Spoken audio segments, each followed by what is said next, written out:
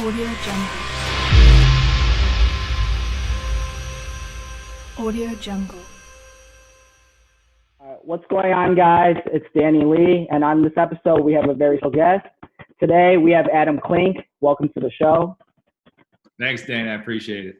Of course. So Adam is currently in Virginia, where he's the head coach at CrossFit Krypton. Krypton, yeah. Krypton. So, and he's also a BPN athlete. So, I just want to ask you, how does it feel, becoming a BPN athlete and also, being a head coach at your gym? Sorry, it was kind of breaking up. Your first question was, how does it feel to become a BPN athlete? Yeah, BPN athlete. And then how does it feel like coaching as well?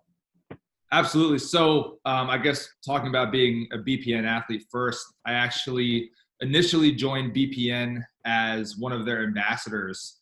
And just because I love the brand, I love the people, they were just people that I wanted to consume myself with.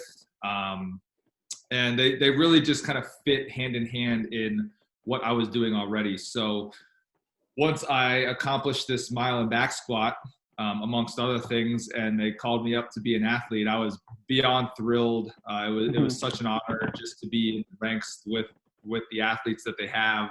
And it's just something I'm definitely humbled by every day. And then as far as being a coach at CrossFit Krypton, it was one of those things where I knew that I wanted to be a coach as a career. I actually thought I was going to be a soccer coach at the time, but how things happened. After college, one of my buddies asked if I wanted to come down and coach at CrossFit Krypton, and I've been doing that for the past 8 years. And man, it's just an amazing job. It doesn't feel like work. I mean, to be able to impact so many people in person on a daily basis and guide them through their fitness journey and be there for their struggles, but also be there to celebrate their victories. It's a really, really cool job. Speaking of CrossFit, what kind of got you into CrossFit? Because for me, I got into strength training, just regular strength training and bodybuilding, but I never got introduced into CrossFit until maybe a couple months ago, when I found out about the actual sport. Sure. Yeah. So I was a college soccer player actually, and that's where my fitness journey, I guess you could say, started, maybe the end of high school and leading into college. And, my fitness was really to facilitate my athletics. So I wanted to be bigger, stronger, faster to make me a better soccer player. So I wasn't doing CrossFit at the time. I did some high intensity training, but it was more, sports specific, as a goalkeeper. So a lot of explosive movement, a lot of lower body training, working on my mobility. And so fitness for me, again, was a way to just get better at my sport. And then as the years went on, I played 5 years at Rutgers University as a goalkeeper. I actually ended up getting too many concussions, so my soccer career got cut short. And that's when I found CrossFit. So I didn't find CrossFit until 2012, which was my senior year of college, and I was 22 years old. So it's cool now to see these young kids getting in at, 13, 14 years old. I wish I got into it at 13, 14 years old. But CrossFit for me was that outlet to still be competitive, right? So I was an athlete. I got to compete in practice and in games on a weekly basis, and then I had that all ripped away from me.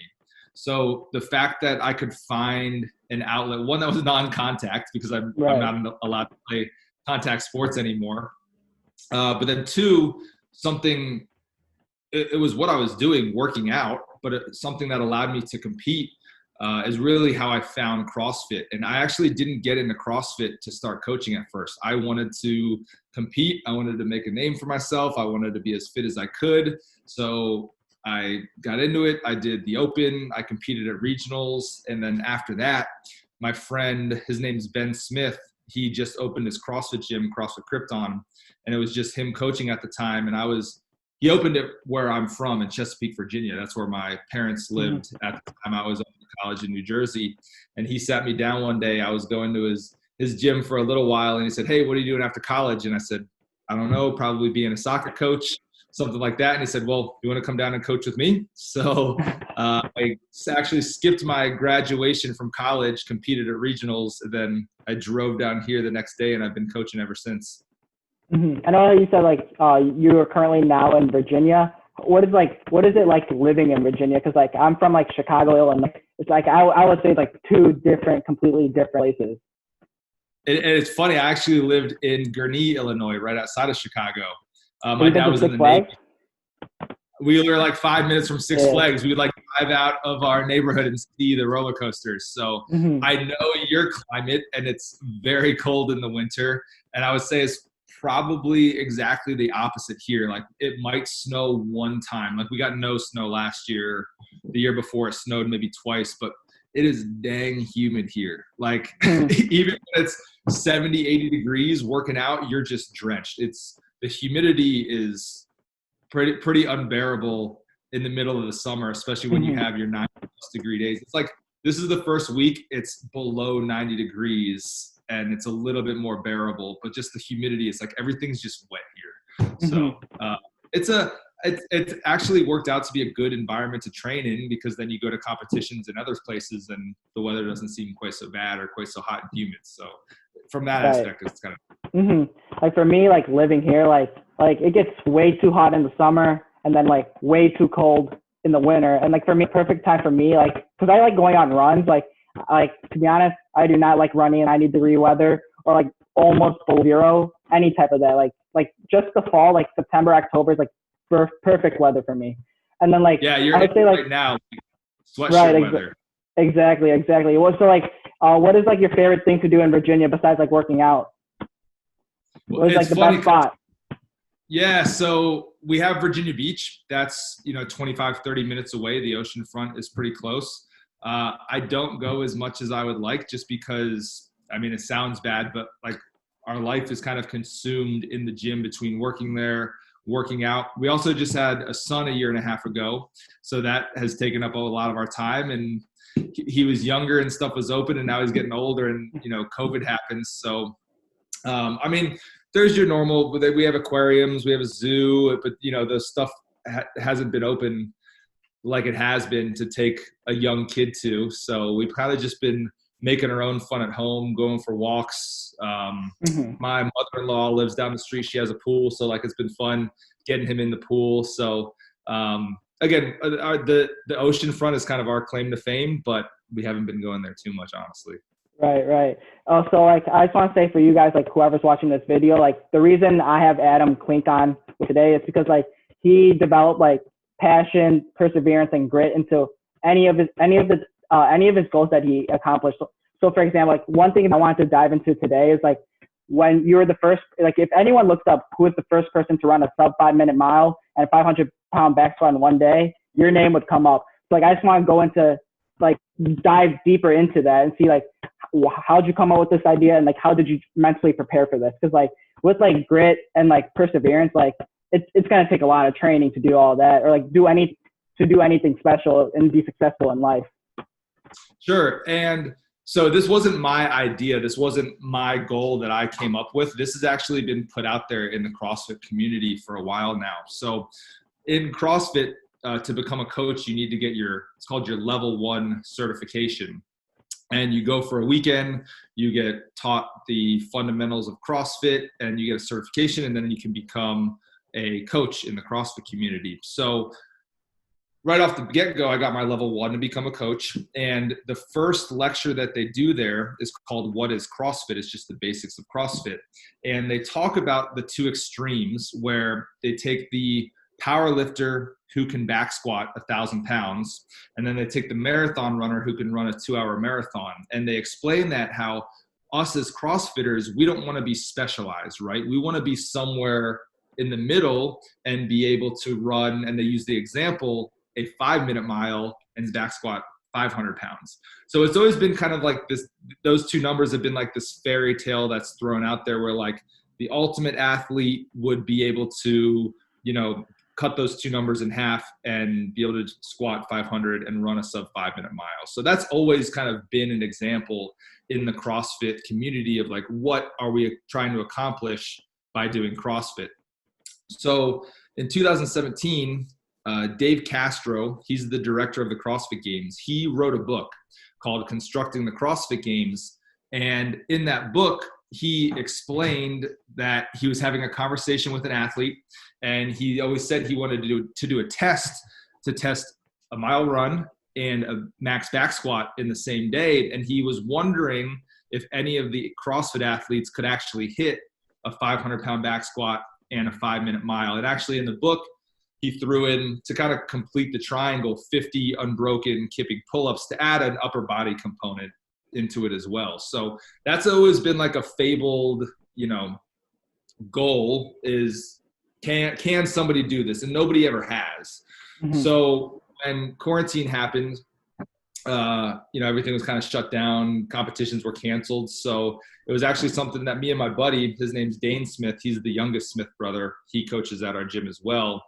We decided to take on this goal and see if we could do it. And I felt that with my background of being a soccer player and also being a stronger soccer player, being a goalkeeper, I did a little bit more weight training than the other guys, and my background in endurance, that I was gifted with these two elements of my fitness, speed and strength, that I was thought in the back of my head that I could be one to do this. And, you talk about perseverance and grit, and, yes, I kind of dialed in my training for about 10 weeks to hit this.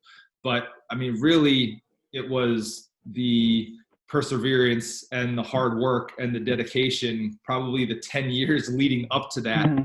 that even put me in a position to be able to attempt something like that, if that makes sense. Right. It wasn't that I just worked hard for 10 weeks. It's more that I worked hard for 10 years, and little by little, day by day, I feel like grit is kind of a hard word to define, but like, I think that's what grit is. It's kind of chipping away or digging away at something. For me, it was my fitness, day in and day out. And, some days you take a step backwards, some days you take 2 steps forwards, but it's always forward progress. And over time, I've just kind of built that base of strength and endurance that once I kind of dialed in the mental side of it, I really felt that I could accomplish that. Right. Since like when you said like it took like maybe like 10 years in the making for you to be able to do this, like how were you able to like stay consistent, stay to your plan, like being able to persevere, like for like someone that's into fitness, but like being able to put in the work 10 years from now and like what they want to do later, like how would you help someone like be mentally strong? Like, yeah, I think the biggest advice I could give, and the most important thing, would just to be consistent. And that goes along with fitness. That could be your nutrition. That could even just be your relationship, is to just be consistent. You're not going to be perfect 100% of the time. And like, for example, I talk about my nutrition, and I don't eat perfect every meal. I eat perfect 80% of the time. 20% of the time I don't, but that 80% of consistency and making that small progress over an extended period of time is going to do you way better than trying to be perfect 100% of the time. And then after a month or, a couple of months or a year, you're like, I can't do this anymore. This is way too hard. This is way too draining. I've put too many marbles into this. I got to take a step back. People, I think, end up going backwards if they try to bite off too much or more than they can handle too soon, if that makes sense. If say you want to run a marathon, and so your first week of training, you go out and you try to run 10 miles on day one. And after that 10 miles, you can hardly walk the next day. Do you think you're probably going to do nothing for the next week because you're just trying to recover? And really, instead of trying to make progress, you've now gone backwards because you can't even run for a few days, as opposed to on day one, maybe I just try to run a mile, and I do that for a week. And then maybe week 2, I'll try to do 1.5 miles a few times a week. And I slowly build that up over time. That consistency is going to be better off in the long run. Right. Because like for me, I'm actually like been training for a half marathon. Like I know it's for me, like I had like little inconsistency, and I was a little bit inconsistent like with my training, like getting back into it. Like I know like I probably like took like maybe 2 weeks off. And then like when I came back, like I told myself I was going to go on like a super long run. Those 2 weeks that I took off, like kind of like affected me on that long run. I was like, dang, I can't even do this anymore. Like this upcoming week, like I just took my runs like super light, maybe a couple miles in, and then like take it off from there and like reset and come back the next day. Absolutely. And again, if you can just make, if you can get 1% better every day, that's going to do you a whole lot better than trying to get 10% better and then not being able to do anything for 2 weeks afterwards. So yeah, dude, you're doing it the right way. Right. Yeah. I also have a friend. He's getting ready to run a 50 miler in October. So like 50 miles straight. So like this, like the last maybe 2 weeks, like his like Achilles tendon was like bothering him. So like he had to like reset a little. And then like this upcoming week, like he's not even going that much of a long run. It's just like maybe 2-3 miles and just stopping, right? Like not forcing anything so he doesn't get hurt for his race. Sure, but I guarantee you when he was training for that, he built that up over a long period of time. Like it probably took him months to be able to run that many miles. And just because, and that's the thing with consistency too, just because he maybe took it easy for a week doesn't mean that he just lost that whole base of fitness that he had. He's built that up over a long period of time. I always like to say, like, you don't get skinny in a day and you don't get fat by eating one bad meal. Yeah. Exactly. I would say like for my friend, like with the Achilles tendon, like that's like an obstacle. Like how do you approach obstacles and like how do you like overcome it? Like what's your approach? So it depends what it is. When it's an injury, I think you really do have to listen to your body. And I have a backstory. So in 2018, so 2 years ago, I actually did try to do this mile and back squat once before. So this was actually my second time trying. And basically I had to listen to my body and choose to, look, I'm going to live to fight another day. And I developed pretty bad plantar fasciitis in my right foot to the point where I couldn't train at the intensity or the volume that I needed to hit this goal. So instead of pushing myself, and like, you can push yourself to the point of getting injured, to the point of, you don't have the ability to do anything anymore. And that shies on the side of being stupid, right? Of not being smart with your training. So I think you just have to be smart and listen to your body. Sometimes, for your friend's example, like backing off for a week is really, really smart. So say he, instead of backing off, he went and ran 25, 30, 40 miles that week because he was like, I have this fit, I have to be ready. I guarantee you he would have injured himself more and not be able to run at all. So maybe he sacrificed a week of getting ready. Maybe his time on his 50 miles is 5 minutes slower than it would have been if he was completely healthy. But you know what? He did it, and he did it relatively well for his circumstances. So I think my biggest advice is, like, don't push yourself into stupidity. Listen to your body. There's a time and a place to push through pain like that. But I think if it's on the training side of things, you really need to listen and back off. And that's something I've definitely learned as I've gotten older as an athlete is, you just can't run yourself into the ground day in and day out. Right. What's your story with like plantar fasciitis? I actually had that when I was senior. I think it's my junior year of high school. I'm also a soccer player. I played left wing and striker. So then and then I do a lot of running. I did like cross country, football, track when I was growing up as well. So like plantar fasciitis, man, like first, like when I wake up, like when I take my first step out of bed, like that's like where all the pain is. Like I hate that injury so much. Like that kept me out for maybe like 6 months. Yeah, man, if you figure anything out, let me know, because I'm still dealing with it. Yeah, it's funny. My wife always laughs at me because when I get up and go to the bathroom in the morning, I'm like hanging on to things, just trying to walk to the bathroom. But yeah, I mean, my experience with that is I think mine really flared up just because I'm a heavier athlete. I'm over 200 pounds, and just the volume I put in running and at that intensity and just the weight I was carrying, I think it was a lot on my feet, my calves, my ankles. And so I think everything just kind of tightens up pretty quick. But when I was doing this challenge, like I was doing things that I never would have done for recovery. Like I've been getting dry needled. I've done the frozen water bottle or lacrosse ball. I'm close to ordering that boot you sleep in that pulls your toe back to keep it stretched out. But at this point, I just need to be careful, because I know that if that lags on for an extended period of time, it can lead to like heel spurs, which I'm trying not to get. That needs yeah, for me, so I know, like, I needed to limit my volume. So when I was training my runs, I only ran 3 times a week, and I only ran 2 to 3 miles of hard running. And I knew I had to limit the volume just to be able to, manage my pain and manage my foot like that. And I also couldn't run 2 days in a row. The day after I would run, I'd be hobbling around.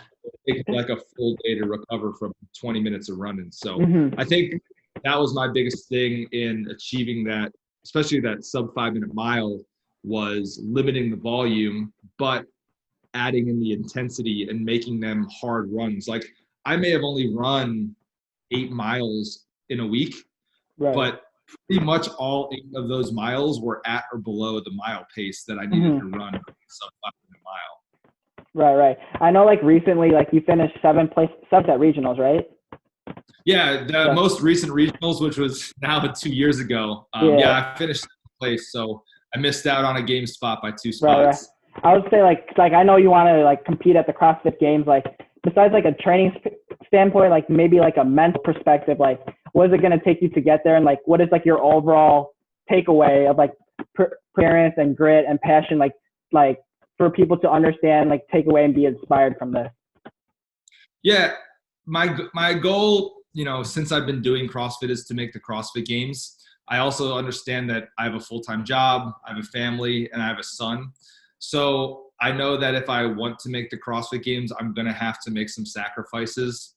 I don't know that I'm willing to do that at this point in my life anymore, just because I want to spend time with my wife. I want to spend time with my son, and we actually have a second kid on the way. So, congratulations. Thank you very much. Yep. Thank you. So there's a lot of uncertainty in the CrossFit season this next year. Is we don't really know how it's going to go. CrossFit actually just got bought by a new owner. So we're kind of waiting to see where that goes. But regardless of if you're trying to make the CrossFit Games, if your goal is to do an Ironman or maybe it's a powerlifting meet, I think that you have to just, this is what I like to say is successful people don't spread their time and effort into, I'm going to put 20% of my effort here and 20% of my effort here and 20% of my effort here, and then have all these pieces of the pie equal 100% of your effort. I believe that no matter what you have on your plate, because I have a lot of things on my plate now. I am coaching classes, I'm with my son, I'm doing my own training. And instead of putting my effort and divvying my effort up into different things, for the hour that I'm training, it's focused training and it's 100% effort. And then when I'm with my son, I'm focused on my son and it's 100% effort into my son. And then when I coach a class, it's 100% effort into my class. And I think that is what makes successful people successful, is that they're very motivated and driven and very focused for the hour or half an hour or 2 hours, whatever that time is, to work on their craft. So look, if you only have an hour in the gym and you're tired, right? You need to make that conscious choice in your head. You need to change your mindset where like, oh, I only have a little bit of energy, so I'm just going to do a little bit while I'm in here. I believe that if you want something, and you shift your mentality in that way where like, look, I have an hour, I'm going to give it everything I have for that hour. I find that you make a whole lot more progress towards your goal with that sort of mindset. So I think just shifting your mindset away to kind of take advantage of every minute, every hour, every day, I think that really will set you apart in achieving your goals. I totally agree with that. And then like one thing that I want to do with this podcast is like the floor is all yours. Like you're going to be able to promote anything you would like, whether it's BPN or your CrossFit gym or anything else as well. Yeah, sure. No, I don't have a ton that I want to push on people. Again, I coach at CrossFit Krypton. We do offer online programming and training. If anybody's interested, you can just pop on CrossFitKrypton.com and find it on there. My buddy and I, we actually just started. It's called Dad Bod Fitness, and it's an online training program geared towards dads, but also moms and basically people with not a lot of time, not a lot of equipment. And they're just kind of quick 20, 30-minute workouts. And then obviously, guys, if you haven't checked out BPN, check them out. They offer great products for everybody, and just happy to be a part of them too. So perfect. And also use code Klink. Yeah, you can use code Klink. 10%. right. And if you want to check me out on Instagram, all my handles are at Adam Klink. I kept it simple for everybody. All right. I appreciate you for coming on to the show, Adam. It was amazing having you on. This was Adam Klink, everyone, and this was on the King Show. Hey, thanks, Dan. I appreciate it.